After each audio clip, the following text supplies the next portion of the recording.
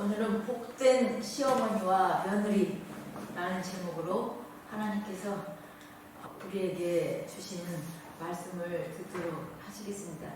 오늘 말씀은 룻기 1장 15절에서 22절 말씀입니다. 룻기는 사사기 다음에 있습니다. 그대로 교독하시겠습니다. 나오미가 또 이르되 보라, 네 동서는 그의 백성과 그의 신들에게로 돌아가나니 너도 너의 동서를 따라 돌아가라 하니. 룻이 이르되 내게 어머니를 떠나며 어머니를 따르지 말고 돌아가라 강권하지 마옵소서. 어머니께서 가시는 곳에 나도 가고 어머니께서 머무시는 곳에 나도 머물겠나이다. 어머니의 백성이 나의 백성이 되고 어머니의 백성이 나의 하나님이 되시려니. 어머니께서 죽으시는 곳에서 나도 죽어 거기 묻힐 것이라. 만일 내가 죽는 일 외에 어머니를 떠나면 여호와께서 내게 벌을 내리시고 더 내리시기를 원하나이다 하는지라. 나오미가 룻이 자기와 함께 가기를 굳게 결심을 보고 그에게 말하기를 그치니라. 이에 그 두 사람이 베들레헴까지 갔더라. 베들레헴에 이를 때에 온 성읍이 그들로 말미암아 떠들며 이르기를 이가 나오미냐 하는지라. 나오미가 그들에게 이르되 나를 나오미라 부르지 말고 말하라. 이는 전능자가 나를 심히 괴롭게 하셨습니다. 내가 풍족하게 나갔더니 여호와께서 내게 기어 돌아오게 하셨느니라. 여호와께서 나를 징벌하셨고 전능자가 나를 괴롭게 하셨거늘 너희가 어찌 나를 나오미라 부르느냐 하니라. 나오미가 모압 지방에서 그의 며느리 모압 여인 룻과 함께 돌아왔는데 그들이 보홀이 추수 시작할 때에 베들레헴에 이르렀더라. 아멘. 오늘은 복된 시어머니와 며느리라는 제목으로 하나님께서 우리에게 주시는 말씀을 듣도록 하시겠습니다. 결혼을 할 때 여자들에게 가장 어려운 대상이 시어머니가 아닌가 생각을 합니다. 옛날부터 시어머니와 며느리의 갈등이 가정 불화의 원인이 되었던 이야기를 많이 들었습니다. 인터넷 시대 고민 상담이라는 글에 며느리의 글이 이렇게 올라와 있었습니다. 많은 여성들이 결혼만 하면 겪게 되는 결혼 생활의 최대 난제, 알 수 없는 미스테리한 그것, 연애 때는 몰랐던, 결혼 후 효자 남편이 되어버리는 배우자, 좋기만 하던 예비 시어머니와 며느리 사이였던 우리, 결혼한 후 우리 부부 최고의 갈등 원인, 시어머니와 며느리 관계만 문제인가요? 효자 남편의 하나마나한 중간 역할이 갈등의 기름을 들이붓고 있으니 도대체가 누구 하나 내 편은 없는 듯합니다. 친정 부모님들 속상하실까 말도 못하고 혼자서 전전긍긍 그저 참고 버텨오다 보니 없던 화병도 우울증도 생길 지경이네요.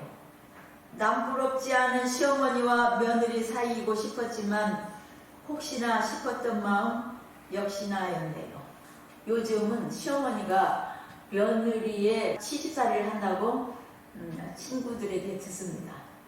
친정어머니는 딸네 집에 마음대로 들락거리지만 시어머니는 며느리의 허락이 없으면 아들 집에 들어가지 못한다고 해요. 명절이 되면 며느리가 집에 오기 때문에 집안 청소를 하고 냉장고 정리를 해야 해서 힘들다고 했습니다. 역할이 어떻게 바뀌었든지 간에 시어머니와 며느리 사이는 친밀해지기가 극히 어려운 것이죠. 성경에는 우리가 이해하기 어려운 이야기가 있습니다. 며느리를 사랑하는 시어머니 나오미와 시어머니에게 변치 않는 효심을 다짐하는 며느리 룻의 이야기입니다. BC 1100년경 시어머니와 며느리가 모압에서 유대 땅 베들레헴으로 돌아가는 길입니다. 시어머니 나오미는 며느리 룻에게 너희 가족, 너희 백성, 너의 신들에게로 돌아가라고 합니다. 룻은 모압 여인입니다.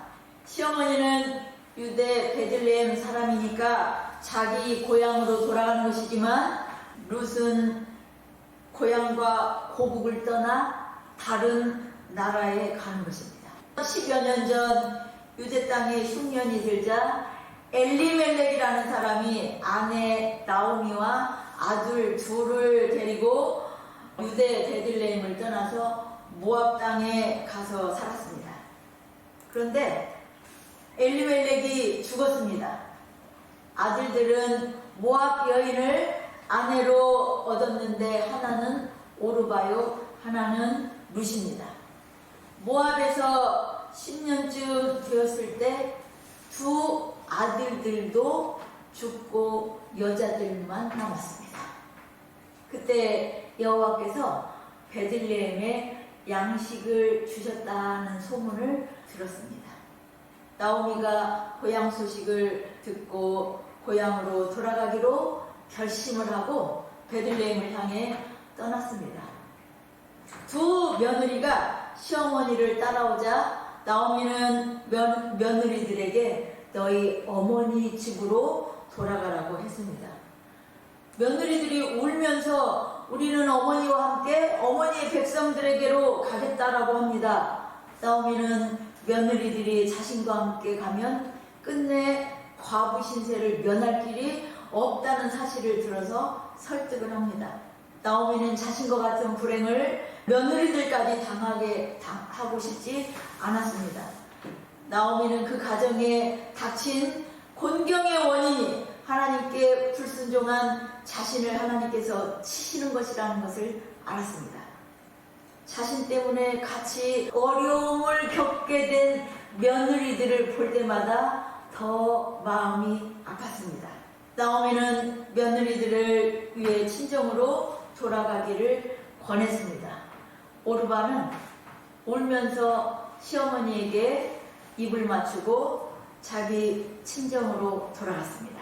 그런데 룻은 계속 따라오면서 붙드는 거예요. 나오미는 네 동서가 돌아가는 것 같이 너도 돌아가라 라고 합니다.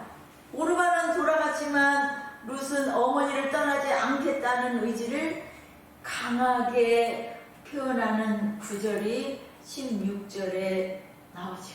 어머니를 떠나 돌아가라고 강권하지 마세요. 어머니께서 가시는 곳에 나도 가고 어머니께서 머무시는 곳에 나도 머물겠습니다.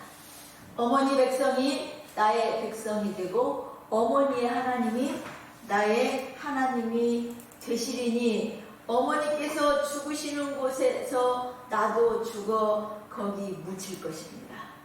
내가 죽는 일 외에 어머니를 떠나면 여호와께서 내게 벌을 내리시기를 원합니다. 이런 며느리가 없어요. 룻은 너무나 확고한 결심을 하고 어머니를 따라 나선 것입니다. 나오미는 말릴 수가 없다는 것을 알았습니다. 룻이 시어머니를 따르지 못할 이유는 여러 가지가 있습니다.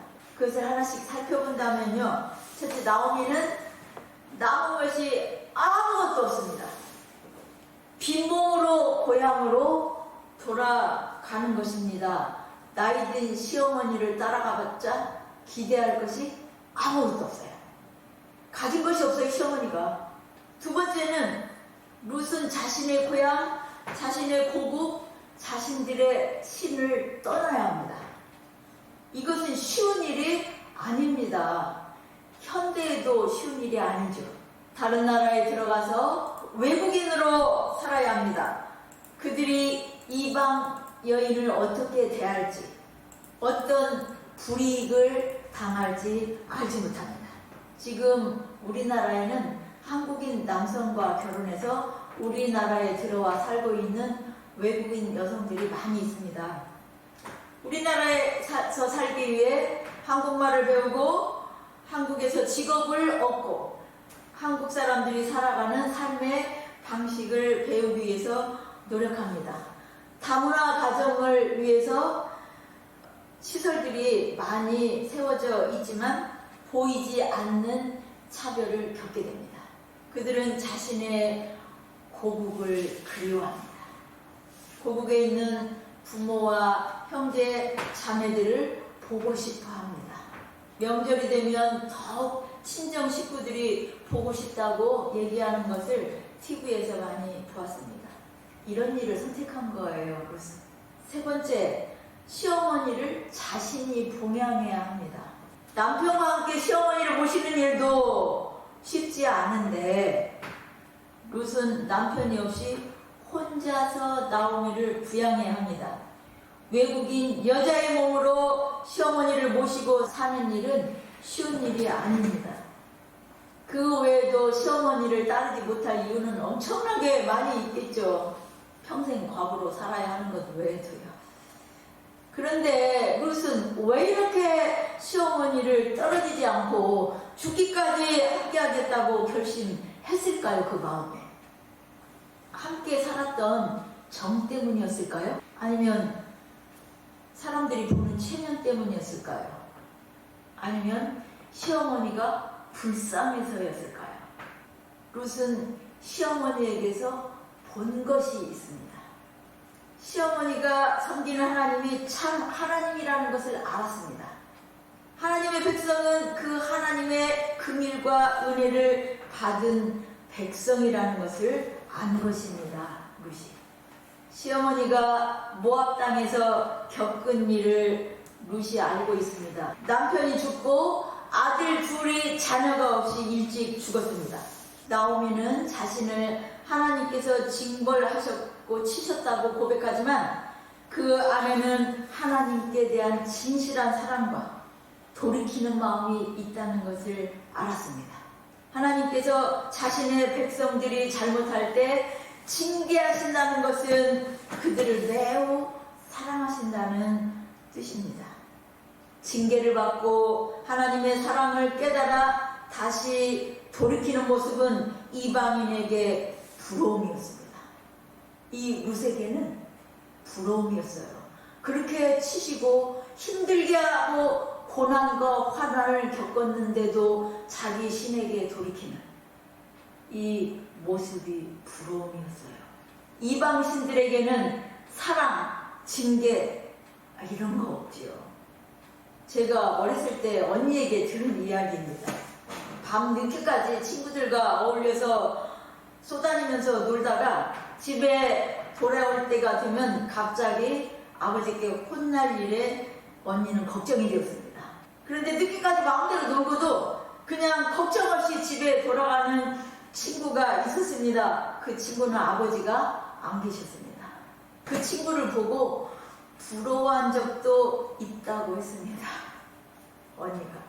그런데 아버지가 없이 자란 사람은 무엇이 부러울까요?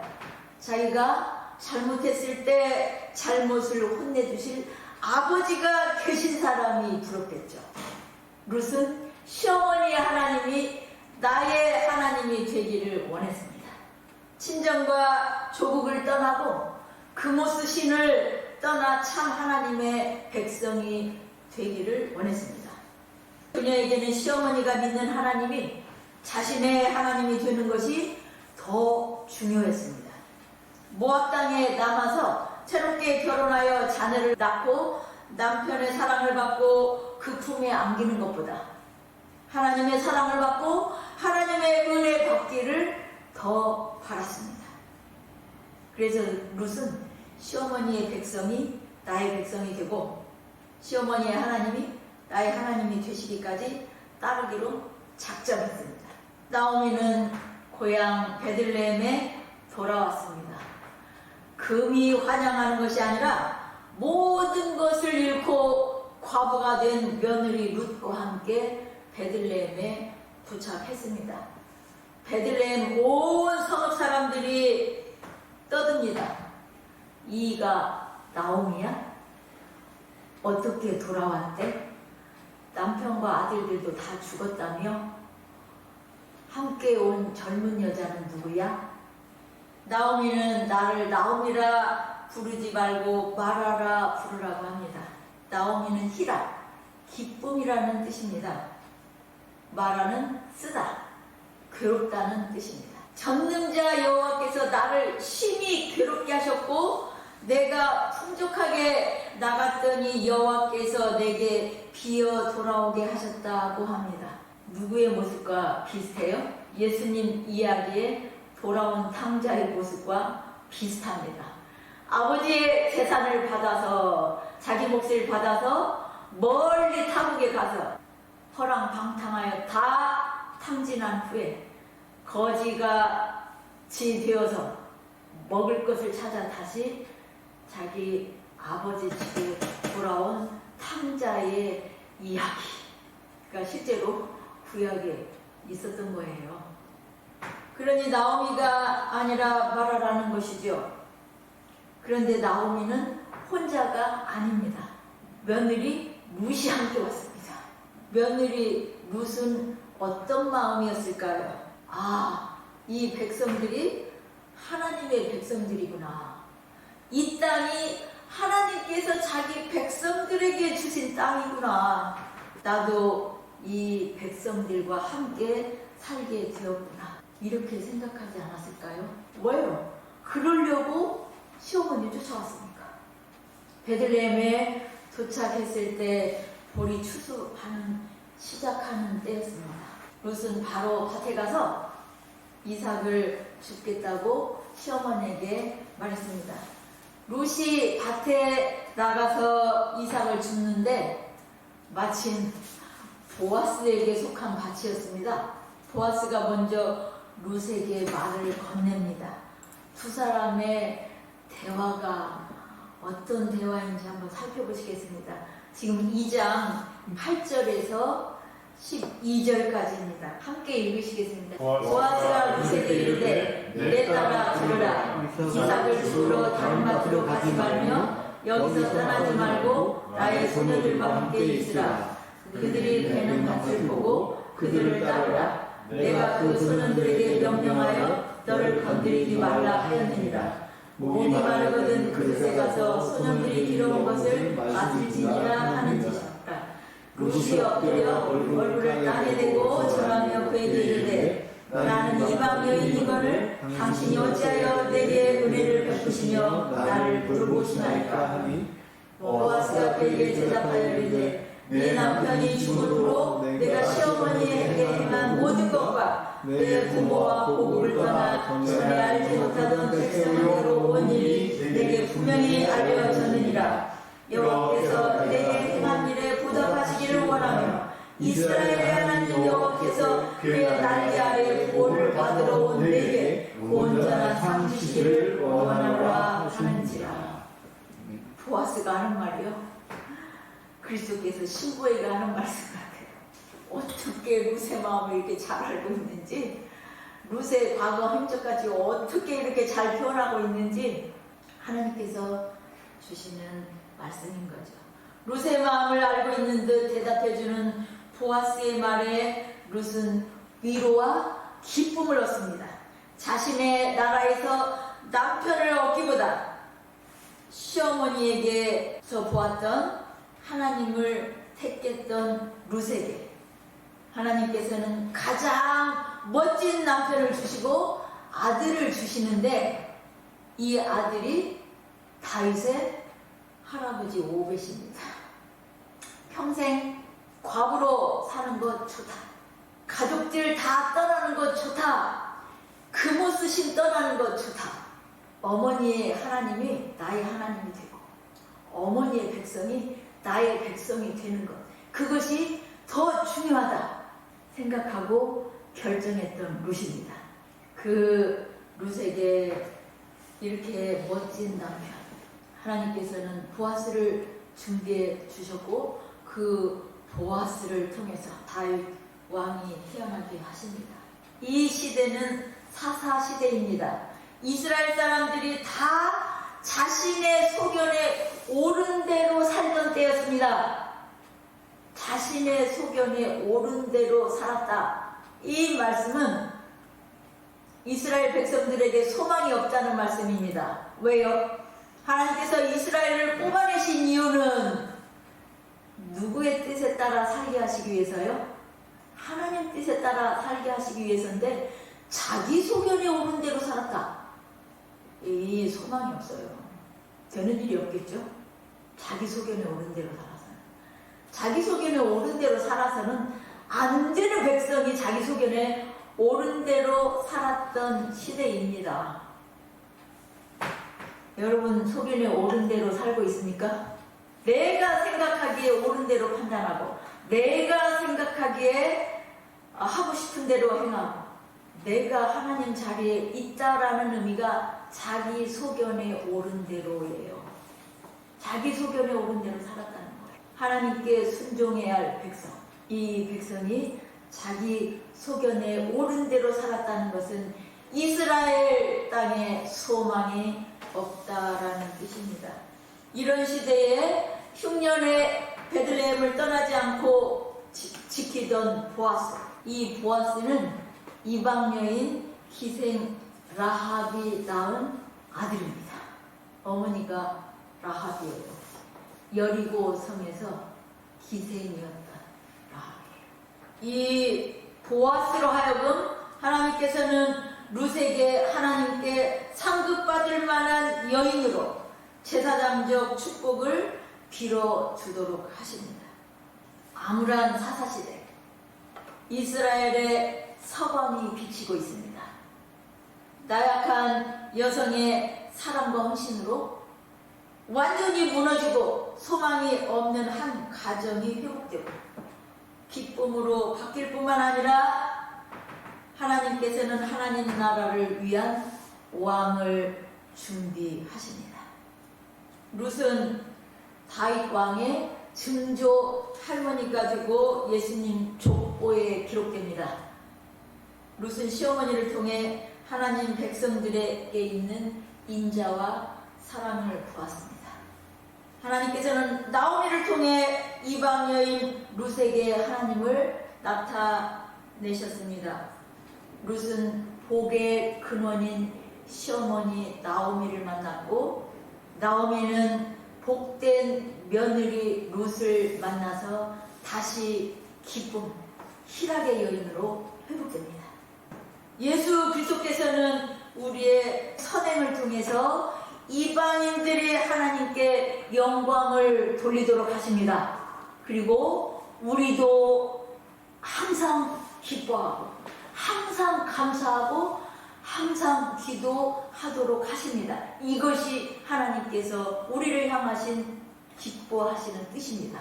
하나님 안에 있을 때 예수 그리스도께서 너희가 나를 떠나서는 아무것도 할 수 없습니다.